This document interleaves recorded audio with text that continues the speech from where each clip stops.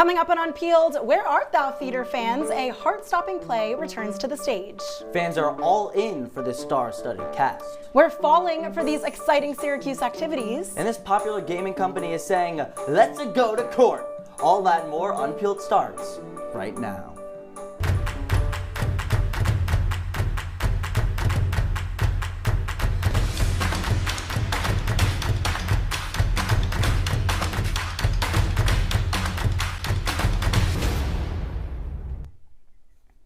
Welcome to a new episode of Unpeeled. I'm Charlie Goldberg. And I'm Ilana Epstein, now for an update on a streaming service's upcoming exclusive. It's only logical for Olivia Rodrigo to continue promoting her successful Guts tour. The singer announced she will have a concert special on Netflix in late October.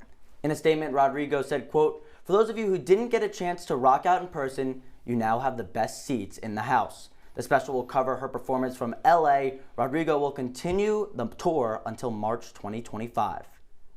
And Olivia Rodrigo is not the only SNL alum fans are talking about, as Saturday Night Live parodied the 2024 presidential campaign in its 50th season premiere last weekend. Maya Rudolph portrayed Democratic candidate Kamala Harris, while James Austin Johnson played Republican candidate Donald Trump. Rudolph appeared as Harris on SNL during the 2020 presidential election. The opening sketch included SNL's Andrew Dismukes poking fun at ABC News' coverage of the debate. He portrayed moderator David Muir answering, quote, "Which, duh," to a question about whether he had bias towards the Democrats or not.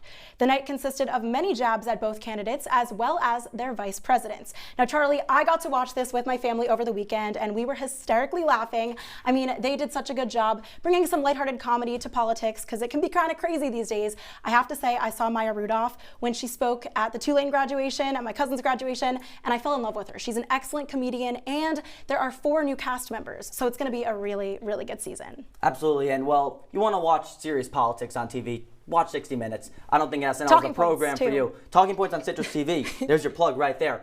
And well, you mentioned new faces, new cast members, and well, that's going to bring in more viewership. Over 5 million people tuned in to watch the season premiere, record numbers over the past 4 years, and just kudos to the whole team involved. And it's absolutely going to bring in new people. I mean, I think they're targeting our age now, we're growing up, but also people of all different demographics were watching, and they even mentioned Chappell Roan and Troye Sivan and Charlie XCX, which I loved. Jelly Roll gave a fantastic performance, so it was so good to see, and I'm so excited for the rest of the season. Yeah, a lot has changed in the show since 1978, back when Chevy Chase was the host, but absolutely. Hey, you love to see it.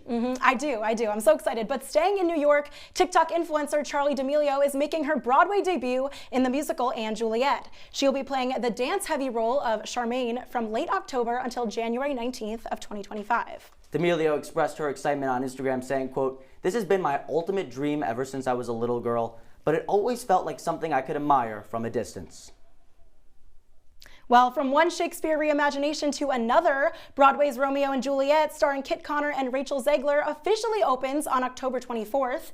The production started previews in late September. The modernized version of the original play will take place at Circle in the Square in New York City. Romeo and Juliet will explore what it's like to grow up in today's world through themes of violence and societal pressure. In an interview, Zegler said she's never seen a play done like this. She said, quote, "It's kind of becoming a jungle gym of sorts for the cast and crew." The play also includes an original score from producer and writer Jack Antonoff. Now, Romeo and Juliet, I'm so excited I can barely talk. Romeo and Juliet heralded as one of the greatest pieces of literature of all time, but it's going to be weird to see it depicted in this modern world. It is, Charlie, but you know what? It's honestly been doing so well. Fans are loving it. I have to say, I've been a fan of Rachel Zegler since before West Side Story and The Hunger Games, and now she's going back to her roots to do musical theater. Her and Kit together are amazing. Fans are loving it. They're making edits on TikTok. They absolutely are eating it up, as Gen Z would say. Oh yeah, I know that's really taken over your For You page as of late, but you mentioned the small circle stage. And that really just shows the testament and talent that comes with these actors and actresses. You're really in the face of the audience members, trying to convince them about your situation, who you are as a character. It's much harder to do compared to being on a big stage with a big set behind you. It is hard, but it's much more intimate, and the fans are really loving that, you know, they're getting to base the audience's reactions and emotions. They're basing that off of how they're going to play the characters. So it's really super awesome to see. Yeah, can't wait to watch it. And these artists are giving fans every reason to pack the JMA Wireless Dome. Pink will hit the stage this Sunday and is expected to perform acrobatic stunts. When discussing the stunts, she said, quote, "Once you get to fly, why would you not?" She will perform alongside Sheryl Crow and the script. So exciting, Charlie. Both Billy Joel and Metallica will also host concerts at the Dome next April.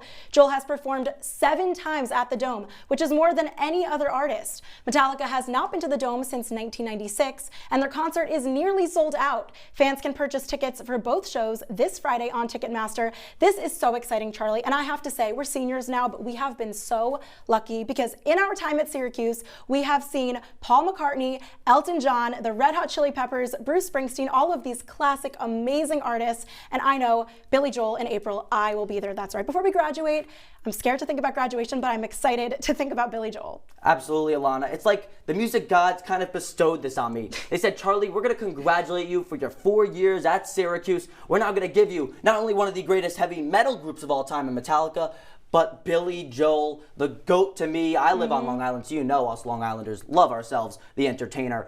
I just can't wait. I can't wait to, and I know my parents are coming. I mean, my dad has been wanting to see Billy Joel for so long, so he's so excited about it. Are you going to bring your parents? Absolutely. Mrs.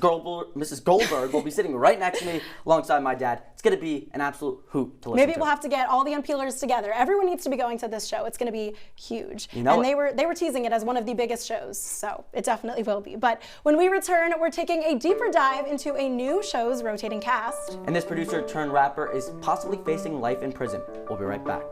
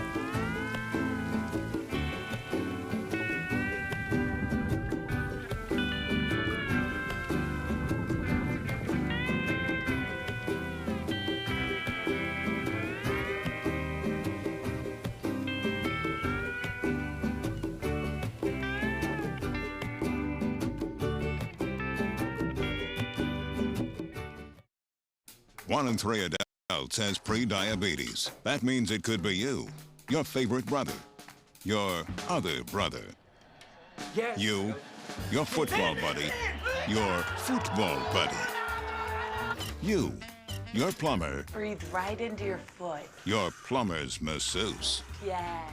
You, your dog walker, your cat jogger. With early diagnosis, prediabetes can be reversed. Take the risk test at doihaveprediabetes.org. Welcome to my house. Everybody's pretty tired of each other. The walls were closing in. Clearly a case of too much family, too close, 24/7. If this sounds like your house, try going someplace new. YourLifeYourVoice.org.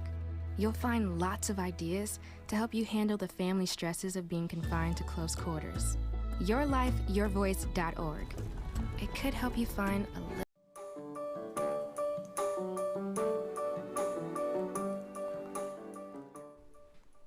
Welcome back to Unpeeled.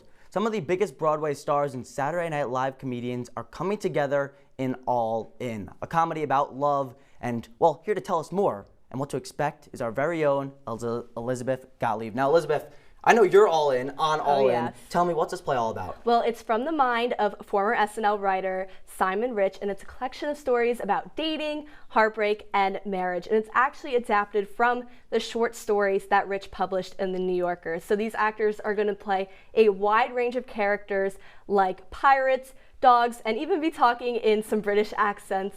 And it's going to be directed by Alex Timbers, who previously directed Baby J, which is John Mulaney's comedy special, as well as Oh Hello on Broadway. And the message is very powerful. It's that the most important part of life is who you share it with.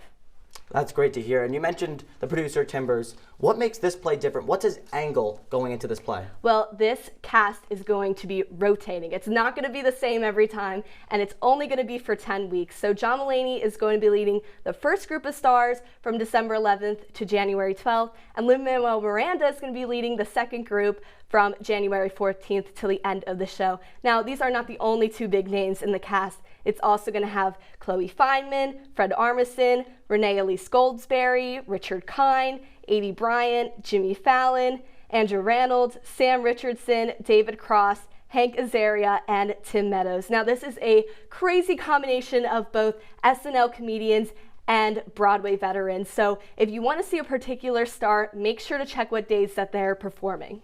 Absolutely. And, well, really fast, I got to know, what are you looking forward to? Well, I'm looking forward to John Mulaney and Lin-Manuel Miranda's return to Broadway, as well as a lot of debuts. Jimmy Fallon, the Tonight Show host, is making his Broadway debut, as well as Fineman, Bryant, Armisen, and Richardson.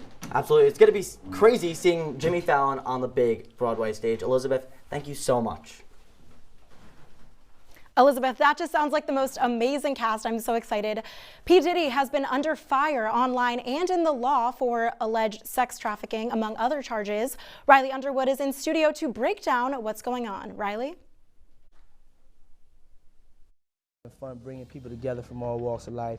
You're going to hear about my party. They're going to be shutting them down. They're going to probably be arresting me, doing all types of crazy things just because we want to have a good time. Yeah, well, I guess he was right. P. Diddy, Puff Daddy, Sean Combs, whatever you call him, he has 3 charges looming over his head that could end in as little as 15-year sentence or as long as life. The 15-year-old rapper and record producer is being charged with sex trafficking, racketeering, conspiracy, and interstate transportation for prostitution, all a part of his alleged freak-offs. Investigation started getting public attention after a video was released showing Combs assaulting his former girlfriend and fellow music superstar Cassie in 2016. In March of this year, authorities raided his LA and Miami mansions and found enough evidence to officially charge him on the 15th of September. They found drugs and over 1,000 bottles of baby oil, part of what they call freak-off supplies. The freak-offs were days-long sex parties that were often filmed and brought about after Combs drugged the guests, which included friends and mostly male prostitutes. This is separate from over 120 lawsuits coming from both men and women. According to one of the lawyers representing the clients, over 24 of the accusers were minors at the time of the incidents, allegedly occurring as early as 1991. The lawyer further claimed one of the accusers was a 9-year-old boy at the time of the alleged incidents. Prosecutors claim that Diddy led a criminal enterprise whose members and associates engaged in sex trafficking, forced labor, kidnapping, arson, bribery, and obstruction of justice. Authorities allege that he exerted control over his victims by promising career opportunities and providing and threatening to withhold financial support. He is also accused of transporting a victim across state lines with the intent to engage them in prostitution. They also allege that he transported female victims and sex workers for this purpose as well on multiple occasions. He has been denied bail, and the next court update will come next Wednesday. Riley, thank you so much. After the break, we're discussing all the fall festivities Syracuse has to offer. You don't want to miss it.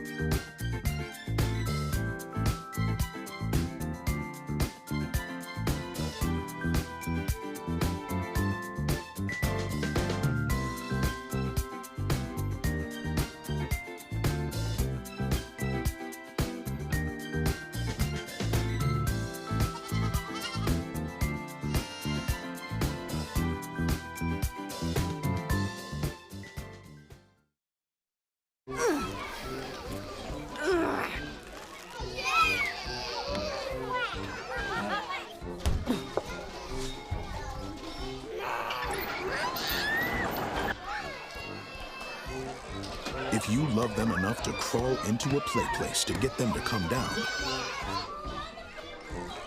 then surely you'll check nhtsa.gov/the-right seat to make sure they're in the right car seat.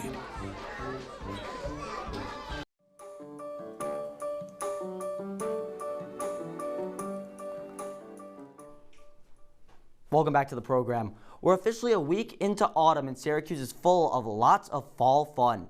Here to give you a guide of all the musts in this fall is our reporter, Tegan Brostrom. That's right, Charlie. Fall is here. The leaves are starting to turn, the air is a little crisper, and we're all starting to drink those pumpkin spice lattes. Upstate New York is the perfect place to be for this season as there's so many different activities to do. Here's a look at a few. Fall is here and Syracuse has something for everyone. Whether you're a nature lover, a foodie, or really into trying to scare your friends, there's an activity for you.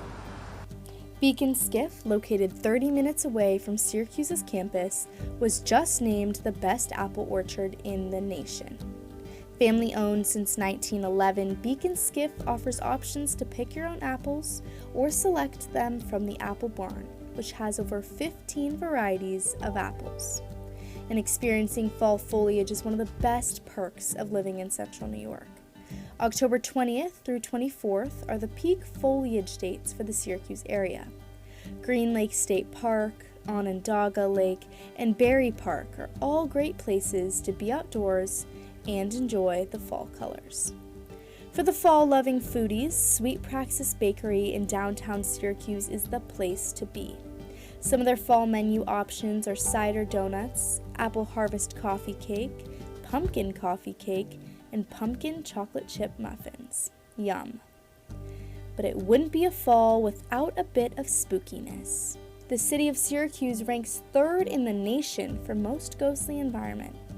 The Landmark Theater is rumored to have several ghosts, so grab a couple of friends and go explore some of Syracuse's haunted buildings. There are a lot of opportunities to create your very own Gilmore Girls fall right here in Syracuse. For CitrusTV's Unpeeled, this is Tegan Brostrom. Fall is definitely one of the best times to be in Central New York. Thank you so much, Tegan. Well, here to tell us about reality TV and if it's gone a little bit too far is our very own reporter, Rob Gabrick. Rob? Thanks, Ilana. In an effort to create the next biggest thing, some reality shows have gone a bit too far. A lot of them have really taken this new motto, cash is king, a bit too far. Now, as you can expect, reality TV is not really the most not really the most ethical industry. And so I want to pose the question, has it gone too far? Within a 20-month span, original Love Island host Caroline Flack and contestants Mike Thalassides and Sophie Gradden all tragically took their own lives. Since then, the show has taken specific efforts to protect these contestants and those involved well-being. These efforts have changed the show, and ratings have suffered. Ratings from the 10th season of the UK iteration showed viewership down 2 million from 2019. Unhinged, unfiltered content sells, proving that cash is king. In January of 2023, TLC released its latest and greatest reality show, MILF Manor, where women between the ages 40 and 60 seek love with younger men, who we quickly learn are the sons of other women on the island. So here's an IMDb review that really sums up the show perfectly, talking about a car crash and have it being some of the hardest thing to ever watch. However, you can't just look away. Now, why are we talking about a show that came out in 2023? Well, because season 2 just wrapped up and people really still want to see unhinged, unfiltered content, proving cash is king. Let's take a look at some of the bit more recent. The Bachelorette season 21. In a 3-hour special including a live audience, Bachelorette Jen Tran revealed that her engagement to Devin had already been broken, yet we still had to watch their failed love story. Now, following the finale, a survey was taken by Talker Research asking if reality TV had taken participants' personal hurt too far in entertainment. The results found that 57% of people agreed. But does The Bachelorette care? No. Does anybody care? No, because at the end of the day, you still watched.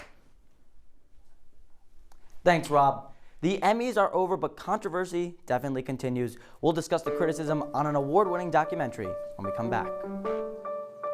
Jason, let's go see your room.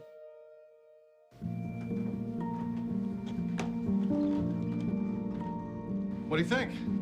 We kept it a little spare, so you can decorate it how you like.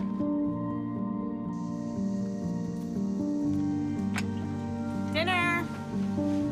Go. Excellent. Soccer is fun. Yeah, I saw you guys out there. We're the family. Yeah. Oh, I thought you were on my team.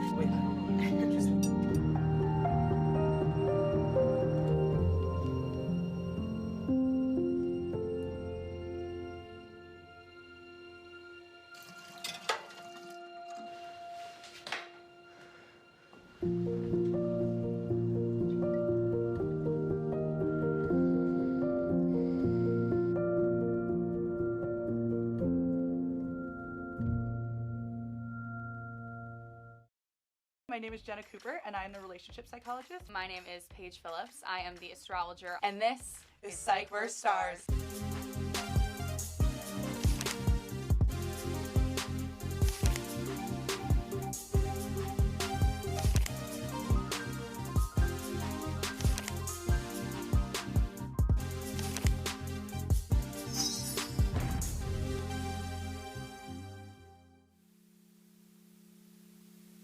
Welcome back to Review Crew. On today's episode, we're going to review Everything Everywhere All at Once. Here's a trailer for Doctor Strange in the Multiverse of Madness. Let's talk about this movie now. Let's talk about it. I liked it a lot. I love Kick-Ass. There are parts of me that want to just go through frame by frame and see every single multiverse when they'd have those flashes. Yeah, the big flashes. Me too. Talented, funny, handsome. Tim, come on. You got it all, buddy. You're like my own person. Look who's talking. Come on. See you next week.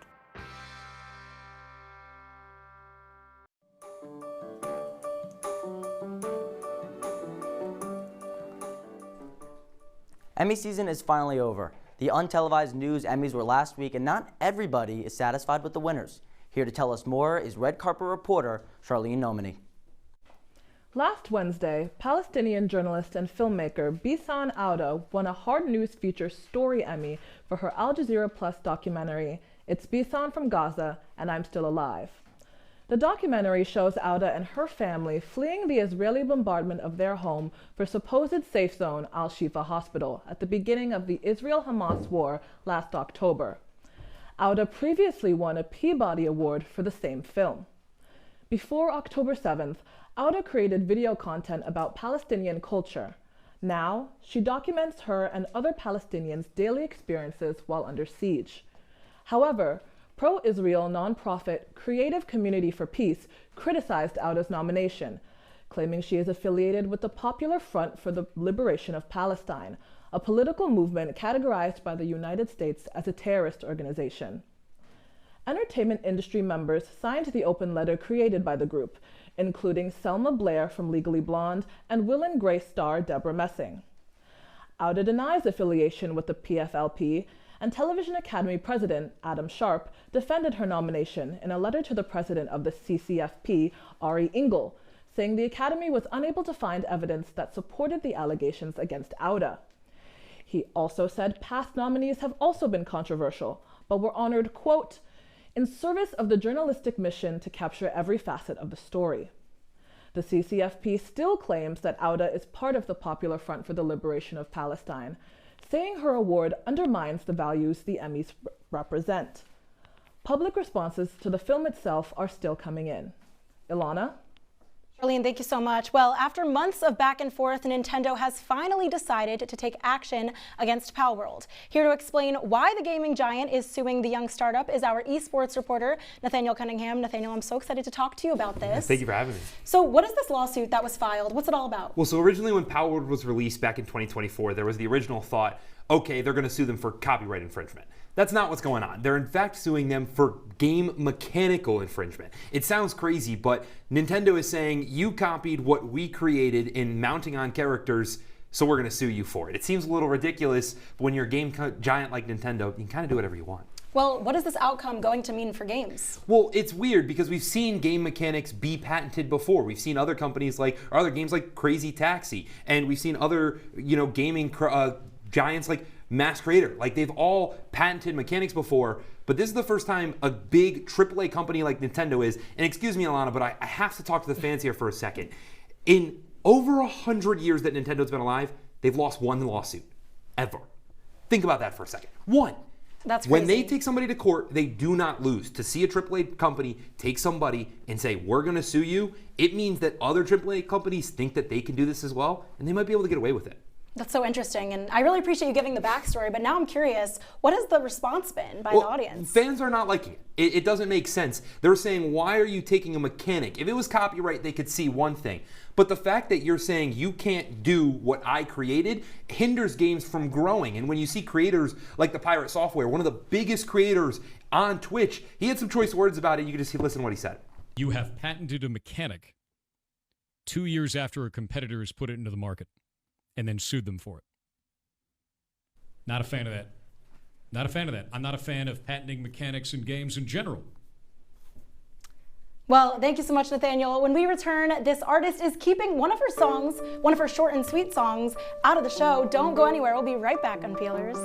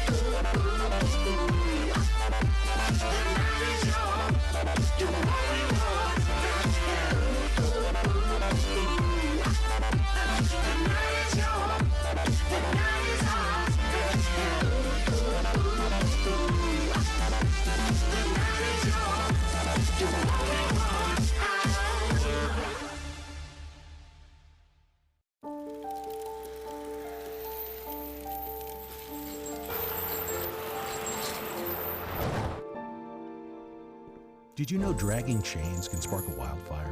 Only you can prevent wildfires. Put the keys down, Kevin. But I'm gonna drive home. There are several warning signs present that you shouldn't be driving. I guess I have really been looking for love in this dating app. Yep, I'm definitely gonna call a ride home.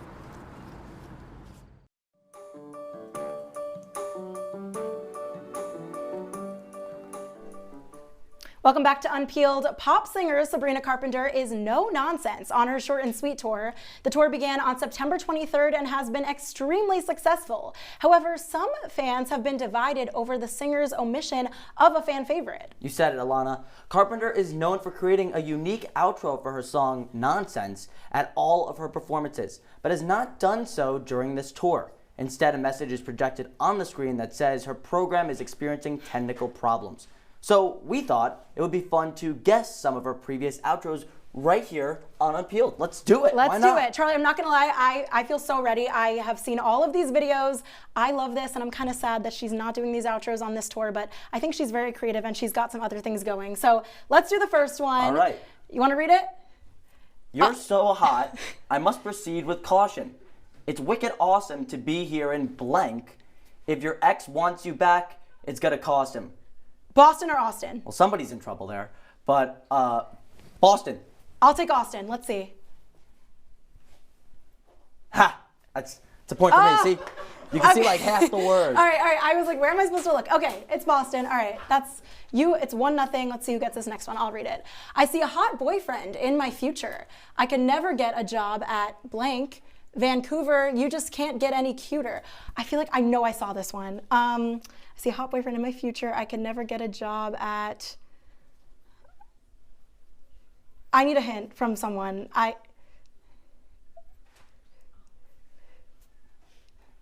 don't know. I actually have no idea. Do you know? I need Hooters. I was gonna say Chick-fil-A. I would have never gotten that. Okay, next one. All right, you read it. I know like a million girls named blank. When I get a cold, I take my blank. Scream if you like cheese and live in blank. It's like breakup Mad Libs. Is this okay, what this is? We just heard it's the same word all 3 times. Why am I so bad? I'm so much worse than I thought. I know like a million girls named, what's a common girl's name?